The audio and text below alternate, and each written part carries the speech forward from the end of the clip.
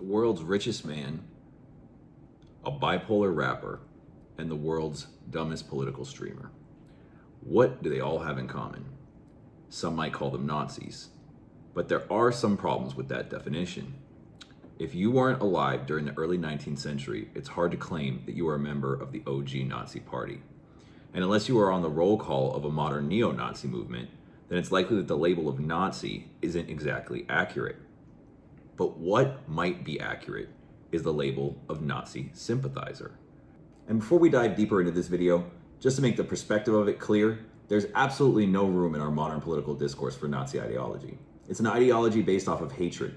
Hatred for people based off their ethnicity, based off of their sexuality, based off of their intellectual capability. It's an ideology based on destruction, death, and chaos. It's one that we should call out whenever we see it and be steadfast in shutting down. Here, my therapist would be delighted to go into a distinction between empathy and sympathy. Empathy is the ability to understand another person's emotions and perspective, while sympathy involves a degree of compassion for another person's emotions. We as humans can and should have empathy for people that we find terrible, despicable, or wicked. There's nothing in the realm of human existence that isn't possible for any one of us to experience, given the right circumstance and genetics. After all, we are all made of the same components. But sympathy is different. You don't have to, and often shouldn't feel any compassion towards terrible people or the horrible tragedies that they cause. In the relevant example, having empathy towards historic Nazis or neo-Nazis could be a recognition of how socioeconomic despair and limited access to education can radicalize seemingly normal people. But understanding how someone might be drawn towards Nazi ideology does not mean that we have to have any degree of compassion for it. Understand that I'm a complete free speech advocate, and I think that it's important that people who identify with Nazi ideology are allowed to talk about it, because it's very easy to point out who we should ignore and who should be stopped from being a part of major real conversations. If we force people to stop talking about the things that they believe in, such as Nazism, then we don't know who harbors these beliefs and who amongst us might be the type of people that shouldn't be taken seriously. So I think it's important that these people be given their free speech and be allowed to talk about what they're going to talk about. But it's our job and our duty as people who know better to talk about why it shouldn't be listened to and why it should be castigated. So looking back towards the three main subjects of this video, it is important that we don't call them Nazis, as they haven't self-identified as such. Oh, well. Okay, thank goodness. Rather than get caught up in a game of labeling that can be dismissed by simply saying, "No, I'm not," let's instead look at the rhetoric that these three men have used to earn the distinction of Nazi sympathizer. Elon Musk. One of Musk's early actions once buying Twitter was to restore accounts that had been suspended for promoting hate speech and misinformation. This decision led to the return of numerous individuals known for propagating extremist views, including neo-Nazi and white nationalist ideologies. The reinstatement of these accounts has been criticized for providing a broader platform for hate speech and for undermining efforts to combat online extremism. Now, Elon can't be held entirely responsible for the views of all of his users. I mean, people of all political stripes use X as a platform. These users have entirely contradictory points of view. So on a platform whose CEO bills himself as a champion of free speech, what kind of speech does Elon himself choose to engage in? Well, in November of 2023, he endorsed a tweet promoting an anti-Semitic conspiracy theory, which accused Jewish communities of inciting hatred against white individuals. Musk's response to the anti-Semitic tweet stated that the tweet in question, quote, said the actual truth. This was met with widespread condemnation from various organizations, including the Anti-Defamation League, and prompted a statement from the Biden White House denouncing the promotion of anti-Semitic and racist hate. Okay, but even if we can establish that Elon has some sort of problem with the Jews as a people, that doesn't necessarily make him a Nazi or a sympathizer. I mean, there's been many different groups over the course of history that have had a problem with Jewish people. It doesn't make him a Nazi any more than it makes him an ancient pharaoh. But say that Elon had tweeted about World War II. That might give some insight into how he feels about Germany and the Nazi Party during that period. In September 2024, Elon Musk drew significant criticism for promoting an interview conducted by Tucker Carlson with Daryl Cooper, a figure widely recognized for his Nazi apologism and Holocaust denial. During the interview, Cooper made egregious statements, including the false claim that the United States was, quote, on the wrong side in World War II, and suggesting that mass deaths at Nazi concentration camps were due to resource shortages rather than a systematic genocide.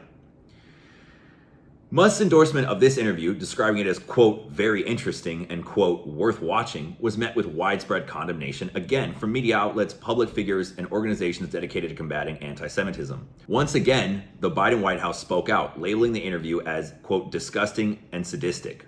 And a collective statement from Jewish members of the U.S. House of Representatives expressed deep concern over the normalization of such harmful ideology. This incident underscores the fact that Elon doesn't just seemingly have a problem with Jewish people, but also has no problem minimizing the horrors of Nazi Germany. Okay, so now we know that Elon has a problem with Jewish people. We know that he is a fan of revisionist history regarding World War II. Okay, but despite those feelings, surely he hasn't done anything to link himself to Nazis personally. Oh yeah, that. Okay, well here's the thing about this photo. It's obviously been everywhere. It was talked about nonstop in mainstream and not so mainstream media, and everybody has different points of views. People who can recognize a Nazi salute for a Nazi salute have called it out immediately. A pound on the chest and his arm up at a 45-degree angle. Others want to point to the supposed context of this situation and point to the fact that before he made the movement, he said, quote, "My heart goes out to you." Well, if only we had video of Elon saying the exact same thing, but doing a very different gesture. Oh, we do? What about Elon himself? What did he have to say about this? Did he deny it? Or did he go on Twitter and use middle school level Nazi puns to address the situation? Okay, he used the puns. All right, okay. All right then. So Elon's most direct comment about the gesture is a claim that the media's reaction was a, quote, dirty trick, and that the idea of calling out people who make one-arm salutes at political rallies is the same as saying everyone is Hitler. The only problem here is that a lot more people than just Hitler engaged and continue to engage in the use of this type of salute. Actually, the famous Nazi salute was also known as the Roman salute, but not because of Caesar or Nero. Rather, it was another famous 20th century dictator, Mussolini, who in an attempt to romanticize his regime, helped coin the name of the one-arm salute as he led Italy down a deadly and fascist path lockstep with Hitler. It's also not just a salute from history, but rather the other group of Nazis we mentioned earlier, the neo variety, also loved to engage in this very same action. But again, Elon has not claimed to be a traditional nor neo-Nazi, so what can we make of his salute at the inauguration? Well, I mean, it can be kind of hard to campaign for a party who dissolved after its leader shot himself in the head in 1945. But Elon has found a way to support their spiritual successor. The ADF is a party in Germany that was formed in 2013, initially against the European Union. Known as the Alternative for Deutschland Party, over the years they have worked hard to cultivate their Nazi sympathizer status, and here are some examples. Bjorn Hack, a leader of the AfD party, has twice been fined by a German court for using banned Nazi slogans. The phrase "everything for Germany" was a slogan of the Nazi stormtroopers and engraved in their daggers. Alexander Guland, an AfD co-founder, former party leader, and current member of German parliament, has engaged in Holocaust trivialization on several occasions. Guland said in 2017 that Germans should be, quote, proud of the achievements of German soldiers in 2 world wars. More recently, AfD members were exposed as participants in a November 2023 secret meeting of far-right extremists in Potsdam, including Austrian neo-Nazi Martin Sellner, who discussed a mass deportation plan for foreigners and, quote, non-assimilated Germans as a part of AfD's strategy should it be elected to govern Germany. So where does Elon Musk come into all this? Well, shortly after putting $250 million into the election of Donald Trump, Elon set his sights on Germany. In January, Elon Musk made a surprise address at the campaign launch for AfD. Musk spoke to the crowd over a live video and was met with huge cheers by roughly 4,500 AfD supporters gathered inside of a political rally hall. While speaking with the party leader Alice Weidel, AfD's candidate for chancellor, Musk reiterated his belief that AfD is Germany's, quote, best hope in the upcoming elections on February 23rd. Musk stressed the importance that people take pride in Germany and being German, a sentiment that was met with rapturous cheers at the AfD rally, and urged the AfD supporters to not lose their national pride in quote, some kind of multiculturalism that dilutes everything. So let's sum this up. Elon Musk reinstated Nazi accounts, engaged with their conspiracy theories, promoted revisionist history, joked with puns about Nazi leaders. Now, does this mean that Elon Musk is a card-carrying Nazi? No, he hasn't claimed to be one, and he likely never will. But does his rhetoric, actions, and influence actively empower and normalize Nazi-adjacent ideology? That's a much harder question to dismiss. Elon Musk may not be marching down the street in a brown uniform, but he is one of the most powerful enablers of the modern far-right movement, whether it's through his platform of extremists, his engagement with Nazis, or his direct political endorsements. The effects of his choices are undeniable. He's definitely earned the label of Nazi sympathizer. But this video isn't just about Musk. It's about a larger trend of Nazi rhetoric that's proliferating across our cultural sphere. So let's move on to the next subject of conversation, Kanye West. Kanye West's engagement with Nazi rhetoric is different from Elon's. Musk's approach is insidious, subtle enough to be dismissed, but powerful in how it shifts public discourse. Kanye, on the other hand, is abrasive, contradictory, and over the top, a spectacle that makes his Nazi sympathy seem like a performance art rather than a real ideological threat. But that's exactly why it's dangerous. Kanye's erratic behavior, his self-contradictions, his impulsive rants, his grandiose statements makes it easy for people to dismiss him. When he says, "I love Hitler," people laugh it off. When he says, "Hitler was so fresh," it sounds like a joke. When he states that he's going to go, quote, DEFCON 3 on Jewish people, people excuse it as a manic episode. He even goes on to claim that he can't be anti-Semitic because black people are actually Jewish. But Nazi rhetoric is dangerous no matter who says it, and for whatever reason. Dismissing his rhetoric in these ways allows for others to co-opt it and spread it instead of shutting it down. The misconception that Nazism is solely an expression of white supremacy overlooks its foundational pillars: anti-Semitism, authoritarianism, and fascism. The narrow view that fails to recognize that individuals of any race can adopt and propagate Nazi ideology is a faulty one. A stark example is the case of Solomon Henderson, a 17-year-old black student who in January 2025 perpetrated a tragic shooting at Antioch High School in Nashville, Tennessee. Henderson fatally shot a fellow student before taking his own life. Investigations into his online presence revealed a deeply troubled individual who harbored anti-Semitic beliefs and internalized racism. He identified as a, quote, self-loathing incel, and expressed admiration for Adolf Hitler. These revelations underscore that Nazi sympathies and extremist ideologies can transcend racial boundaries. The real danger of figures like Kanye West engaging in Nazi rhetoric is the spread and reach that they have in their platform. The way that they can shift the cultural landscape and change the Overton window, meaning what society finds normal. Another major issue is that unlike Musk, who operates in tech and politics, Kanye operates in music, fashion, and celebrity culture, fields that influence young people more than politicians do. His cultural reach means he's putting Nazi rhetoric in the mouths of millions who otherwise wouldn't engage with it. When Kanye spreads anti-Semitic conspiracy theories, those ideas trickle down into music, fashion, and youth culture, where they become memes instead of red flags. The more people repeat Nazi rhetoric as a joke, a provocation, or a, quote, base statement, the more it loses its stigma and becomes just another part of online discourse. In February, West sparked widespread outrage by releasing merchandise featuring Nazi symbols. During the Super Bowl, he aired a low-budget commercial directing viewers to his Yeezy brand's website. Shortly after, the site offered a t-shirt emblazoned with a swastika, priced at $20. The shirt was labeled HH01, an apparent reference to the Nazi salute, Hail Hitler. The public backlash was immediate and intense. Shopify, the platform hosting Yeezy's online store, swiftly disabled the page, citing violations of their terms of service. A Shopify representative stated, quote, "This merchant did not engage in authentic commerce practice and violated our terms, so we removed them from Shopify." Just to be clear though, Shopify didn't remove the merchandise because it promotes hate speech. It removed the merchandise because they were worried Kanye wasn't going to ship the shirts. So then the issue isn't the existence of the shirts for Shopify, it's actually the exact opposite. The fact that they may not have existed. Capitalism at work. The reach and implication of Kanye West's Nazi rhetoric is different from Elon Musk's, as we've said. While Musk very clearly wants to change global policy and shift the political order of the world towards the right, Kanye's rhetoric shifts the cultural landscape. While politics controls the way that the world functions, it is cultural dynamics that create the space for extremist politics to exist. It can't be overlooked how young much of Kanye's audience is and how impressionable that makes them. When a large portion of his listeners and followers have not even completed high school, it's safe to say that their understanding of World War II and the Nazi regime is limited to non-existent. Beyond that, a huge swath of the general American public is uneducated on these topics. While I personally love history, it's a fair critique to say that many teachers of the discipline do not do it justice, and it's often not the favorite subject of many students. So when Kanye West makes anti-Semitic statements that reach millions of viewers on X and podcasts, those statements are not being critically evaluated. People just simply don't have the tools. They also aren't being critically evaluated by the news media, like Musk's statements are. Kanye's statements might make the rounds on mainstream media, but they're quickly dismissed, and they spend most of their time being evaluated by by pop culture experts who are also not well equipped to deal with and dive into the real history and damage that these statements can cause. This allows for Kanye West's statements to penetrate the American conscious in a way that's very different from Elon Musk.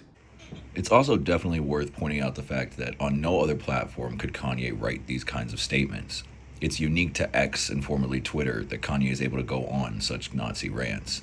Is it a coincidence that Elon's platform is the one that's chosen by someone who loves to spew his love for Hitler? Despite Kanye's most recent statement that he is in fact not a Nazi, all of the previously discussed evidence makes it very safe to give him the label of Nazi sympathizer. Moving on to the final subject of this video, many viewers who know Musk and Kanye may not be familiar with Zach Asmongold Hoyt, but in some corners of the internet, he's as big as they come. Primarily cultivating an audience on Twitch and YouTube, Asmongold rose to fame playing World of Warcraft, gradually expanding into broader gaming content. With over 3.6 million followers on Twitch and 3.4 million subscribers on YouTube, he is one of the most recognizable figures in online gaming. But in recent years, Asmongold has shifted away from just gaming. Like many large streamers, he has increasingly injected political commentary into his content, often without the knowledge or responsibility that such discussions require. And while he vehemently denies being a Nazi sympathizer, his rhetoric and framing embolden the right in ways that make him a key part of this conversation. It's important to understand who Asmongold's audience is. Much like Kanye, his audience skews young. The median age of a Twitch viewer is 29 years old, significantly younger than a cable news audience. And the platform is 75% male. For a streamer like Asmongold, whose content is a mix of gaming and right-wing commentary, this ratio likely skews even higher for male. These numbers are important because they define who is absorbing his content. A young, overwhelmingly male audience, one that is already primed to be skeptical of mainstream media and political correctness, becomes particularly vulnerable to misinformation and extremist rhetoric when it is framed as just common sense coming from a common guy. The danger comes from his average guy just giving an average opinion take. Unlike Elon Musk, who's a billionaire with explicit political influence, or Kanye West, whose celebrity status turns extremism into spectacle, Asmongold is the relatable everyman. He presents misinformation and historical revisionism in a casual, offhand manner, making it more digestible and acceptable to his massive audience. One of the most blatant examples of Asmongold's dangerous rhetoric came in October of last year, when during a live stream he made inflammatory comments about Palestinians. Quote, "They're just terrible people from an inferior culture." The statement isn't taken out of context. It's a clear, explicit declaration of ethnic superiority, something that historically aligns with fascist ideology. Let's also talk for a moment about the absurdity of this statement coming from Asmon specifically. Taking the relatable everyman shtick to an absurd level, Asmon has been open about the disarray and neglect characterizing his living for years. For over a decade, he has resided in a cluttered and unkempt space, often referred to by fans as, quote, Asmongold's lair. This environment was marked by piles of trash, discarded food, and general disorder, reflecting a lifestyle he himself described as, quote, living like an animal. After the backlash regarding his comments on Palestinians, Twitch issued a 14-day suspension for violating its hate speech policies. But despite his initial response of regret, ultimately Asmongold didn't back down. Instead of reflecting on his words, after the conclusion of his ban, he framed the outrage as an overreaction and positioned himself as a victim of cancel culture. This is a pattern with Asmongold. He makes an ignorant statement, receives backlash, and then uses that backlash to reinforce the fact that he, in fact, is the one who is persecuted. The feedback loop then characterizes any criticism as woke hysteria, coming after their streamer. But it's not just flirting with racial superiority that's got Asmongold in trouble. More recently, in January, during a live stream, he addressed a comment suggesting he was Jewish. In response, he stated, "I'm German," the opposite. Anyway, so 4chan is right, you are a Jew? Well, we'll get to that. My Jew brother! My Jew brother! I do want to make one thing Shalom! Abundantly clear. You will not find that on my early life Wikipedia part, okay? I'm German. Oh, what the hell? It's the opposite. This remark drew significant criticism, as it implied a dichotomy between being German and Jewish, overlooking the historical presence of German Jews and the atrocities they faced during the Holocaust. Following the backlash, Asmongold issued an apology and expressed regret. He committed to being more mindful of his words in the future to prevent further misunderstanding, but that simply has not been the case. I'm not one of these Holocaust deniers. I think the Holocaust probably happened. I think probably 99% certainty it happened. His most recent and direct engagement with Nazi-adjacent rhetoric came in his discussion of the Nazi book burnings of the 1930s. Here, he incorrectly claimed that the Nazis burned books by Jewish authors because they were, quote, written in Jewish instead of German. He went on to add more context, saying that it was part of the Germans taking back Germany for the Germans, which is rhetoric that the Nazis used. Workers, trans. It's a bit of a like, my understanding is that they burned them not because it was gender stuff, but because it was written in Jewish and not German. And it was like a retaking of Germany for Germans. That was like the uprising of the Nazis. So it was like, yeah, they were. I think it probably might be both in some circumstances, but like it was categorical for it not being written in German. But Asmon doesn't go into any critical analysis of this. He does not look at the fact that the Nazis were actively engaging in the erasure of intellectual diversity and dissent. His framing makes it seem as though the burnings were a linguistic dispute rather than an act of fascist oppression. It also ignores the fact that the Jewish authors who were writing in Nazi Germany were themselves German. It's this separation, making the other out of Jewish people, that underlines Nazi hate. To bring our conversation of Asmongold back around to Elon, Asmon has actually run defense for Elon before, claiming that he did not see the Nazi salute in Elon's gesture, but this relationship between the two would soon sour. Elon made some waves in the gaming world a couple of weeks ago by claiming to be a top-tier Diablo and Path of Exile player, but it was soon exposed that Elon had been paying others to play his account. Curiously, even though this news is right up Asmon's alley, he refused to cover it until pressured by his community and the broader Twitch universe.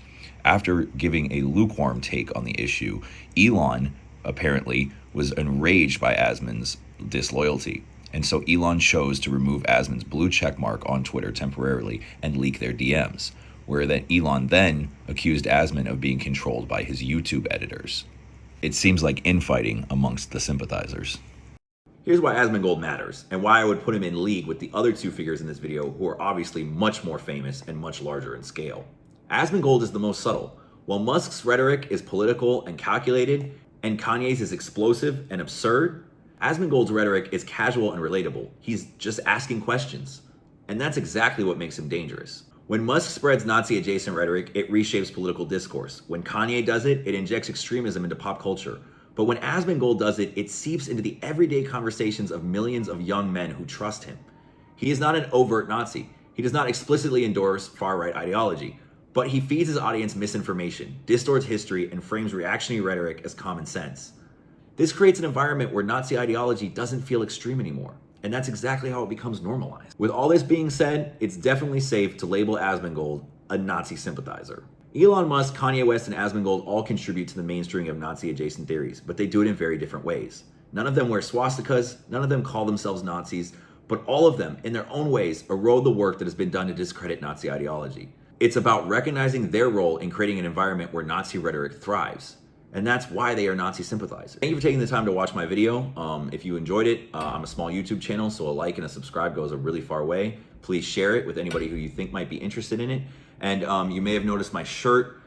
This channel is born out of the Eaton fires here in Los Angeles, California. My neighborhood of Altadena was largely destroyed, and we are currently rebuilding. So in all that rebuilding, I decided to build up something of my own, something I've thought about doing for years, which is launching this YouTube channel. So I hope to see you all again sometime soon, and catch you in the next video.